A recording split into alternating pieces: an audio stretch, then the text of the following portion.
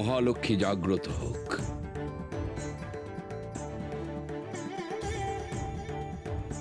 স্বর্গলোকে তাকে জাগ্রত করে তাকে মর্তে প্রেরণ করতে হবে। আজ মর্তলোকে যদি কেউ দেবীর আসন প্রতিষ্ঠা করে, তাহলে মহালক্ষ্মী স্বয়ং গিয়ে সেই আসনে অধিষ্ঠিতা হবেন।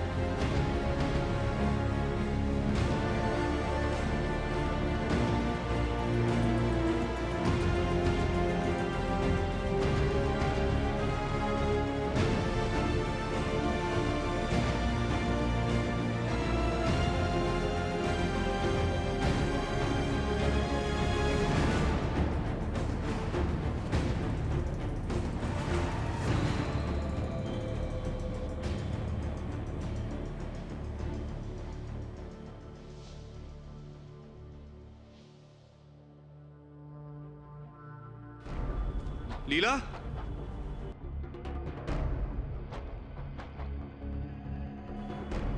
লীলা,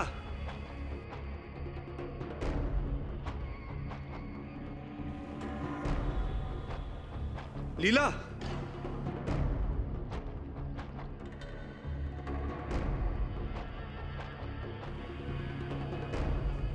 কোথায় যে গেল? নদীর ঘাটেও তো দেখলাম না।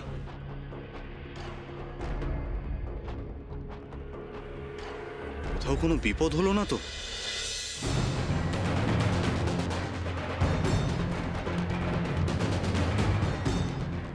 লীলা, লীলা, লীলা,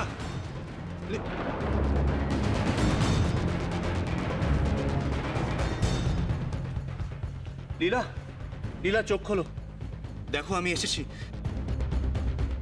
লীলা, লীলা, চোখ খোলো।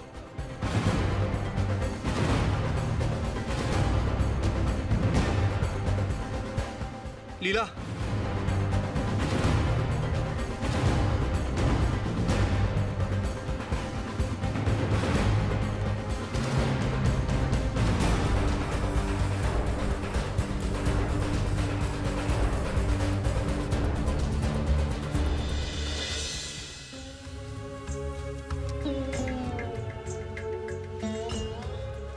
লীলাবতী, লীলাবতী, ওঠো, চোখ খোলো লীলা, লীলা।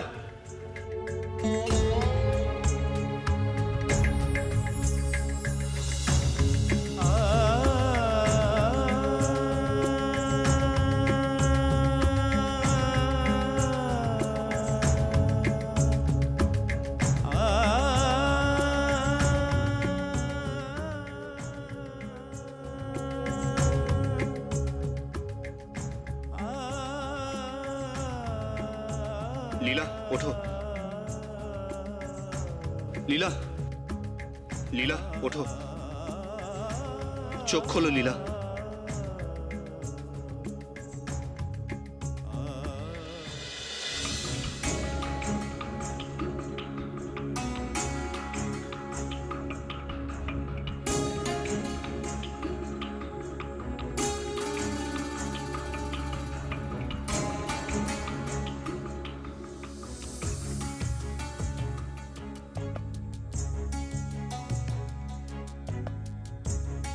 কি হয়েছিল তোমার? জঙ্গলের পথে তুমি জ্ঞানহীন হয়ে পড়েছিলে লীলা। আমি জল আনতে যাচ্ছিলাম, হঠাৎ চারিদিক কেমন অন্ধকার দেখলাম। তারপর এক অদ্ভুত দৃশ্য দেখলাম। কি দৃশ্য দেখলে?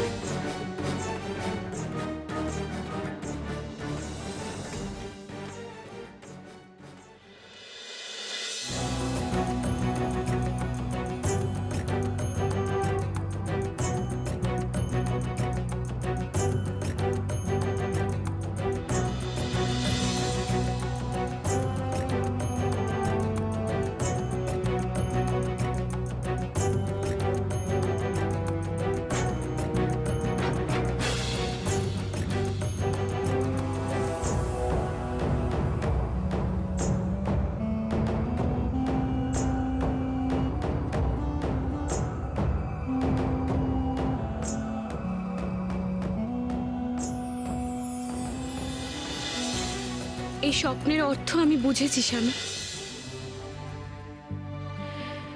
এবার সময় এসে গেছে মহারাজের কাছে আপনার পুরস্কার চাওয়ার। কিন্তু লীলা, মহারাজের থেকে পুরস্কার চাইতে আমার মন সায় দিচ্ছে না। এতে তোমারই অপমান। না স্বামী, এ এমন এক পুরস্কার যা চাওয়াতে আপনার কোনো অপমান নেই। কি চাও তুমি? আজ কোজাগরী পূর্ণিমা। আপনি মহারাজকে গিয়ে বলুন রাজ্যে কোথাও যেন কোনো আলো না জ্বলে। এই পুরস্কার? হ্যাঁ স্বামী, আজ শুধু আমাদের এই কুটিরেই আলো জ্বলবে। আমি মহালক্ষ্মীর আরাধনা করব।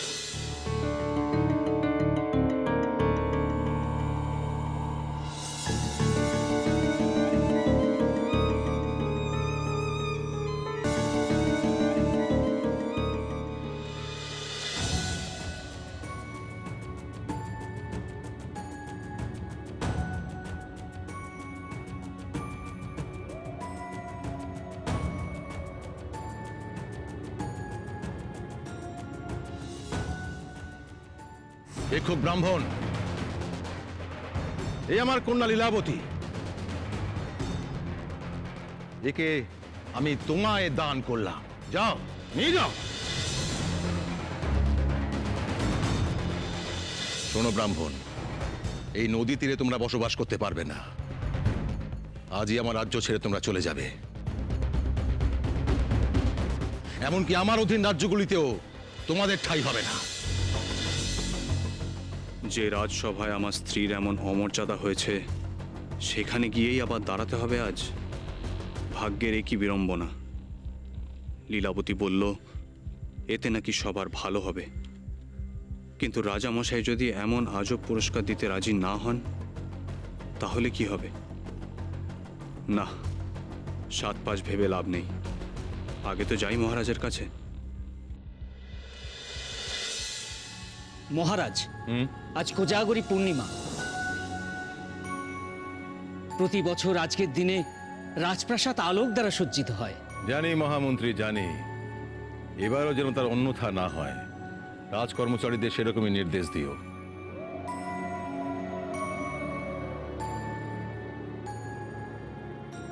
মহারাজ, আপনার সঙ্গে একজন সাক্ষাৎ করতে এসেছেন। নিয়ে এসো তাকে।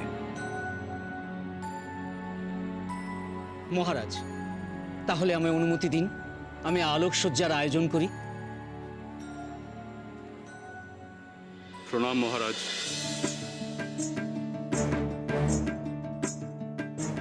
প্রণাম মন্ত্রী মশাই। শিবানন্দ? মহারাজ, এই শিবানন্দই হলো সেই গৃহস্বামী। ইনি হলেন সেই গৃহস্বামী বিপ্র, যার কুটির থেকে আমি ধান নিয়ে এসেছিলাম।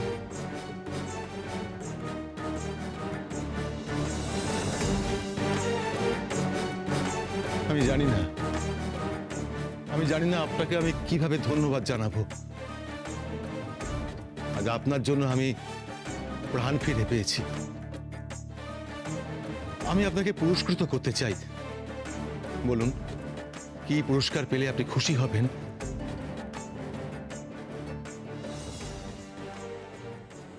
এ বিষয়ে আমার পত্নীর সিদ্ধান্তই শেষ সিদ্ধান্ত। যদি সে চায় পুরস্কার নিতে, তাহলেই আমি পুরস্কার গ্রহণ করব, নচেত নয়।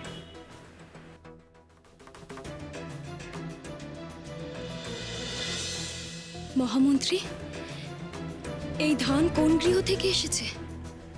ছোট রাজকুমারীর গৃহ থেকে এই ধান আমি নিয়ে এসেছি।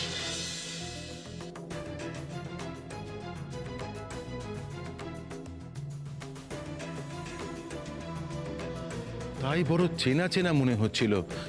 পথে আমাদের আলাপ হয়েছে। বলুন বিপ্র, আপনি কি সিদ্ধান্ত নিলেন? কি পুরস্কার চান আপনি? মহারাজ, আমার পত্নী চান আজ রাতে এ রাজ্যে কোনো গৃহে যেন কোনো আলো না জ্বলে।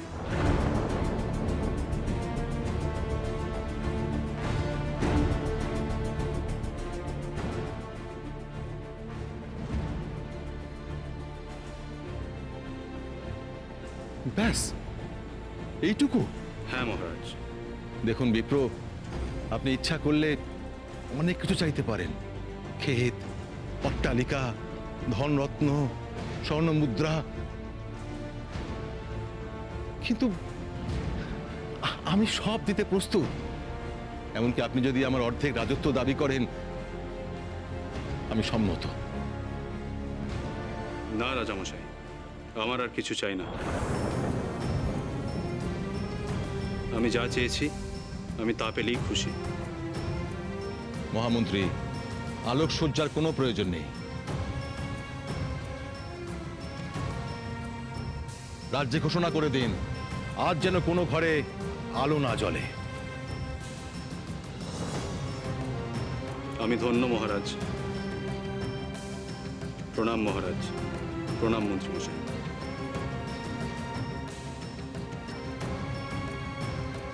সত্যি অদ্ভুত, এমন পুরস্কার কেউ চাইতে পারে এ আমার কল্পনারও অতীত।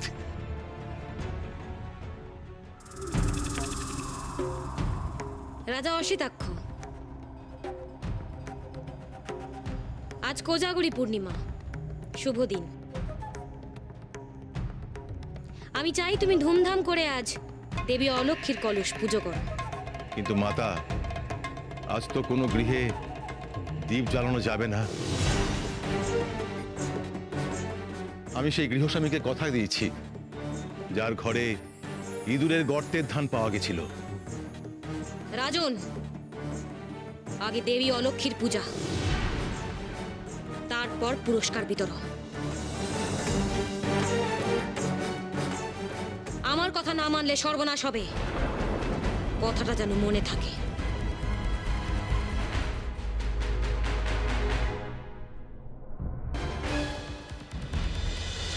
আমাকে অবিশ্বাস করিস? আমার ক্ষমতা জানিস তোরা? এই দেখ,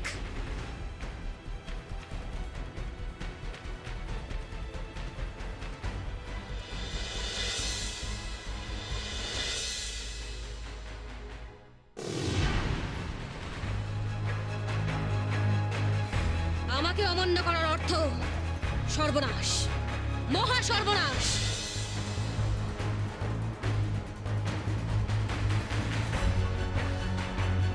মহামন্ত্রী, মহামন্ত্রী কি হবে এখন? যোগিনী মাতা যে ক্ষুব্ধ হলেন। পিতা, আপনি স্বয়ং পুরস্কারের কথা বলেছেন, এখন পিছিয়ে যাবেন কি করে?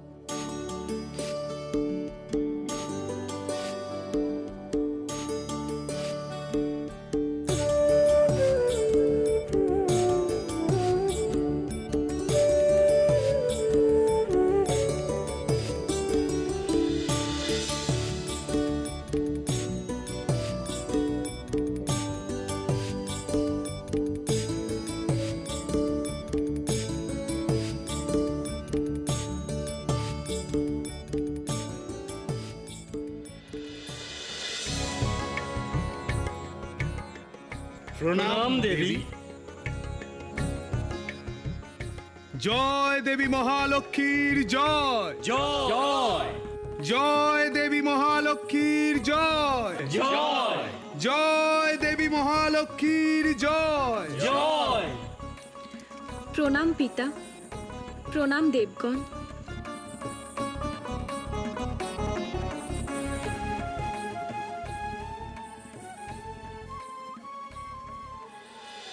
পুত্রী, এবার তোমায় মর্তলোকে গমন করতে হবে। মর্তবাসীরা অলক্ষ্মীকে বিদায় করার পরই যেন তোমার পূজা আরম্ভ করে। অবশ্যই পিতা।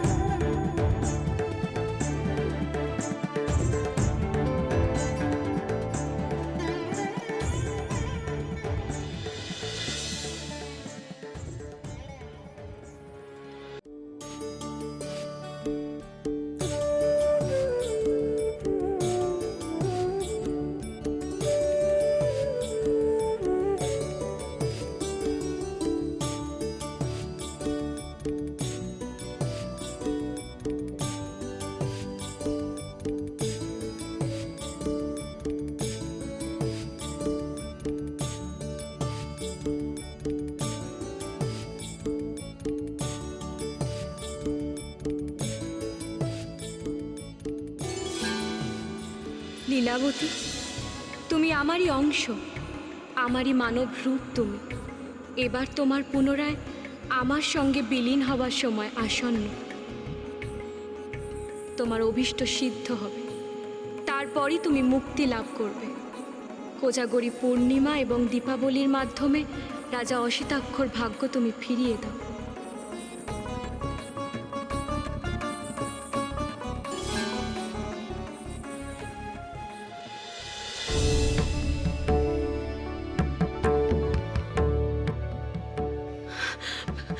স্বামী, স্বামী শীঘ্র আসুন। স্বামী, কি হয়েছে লীলা?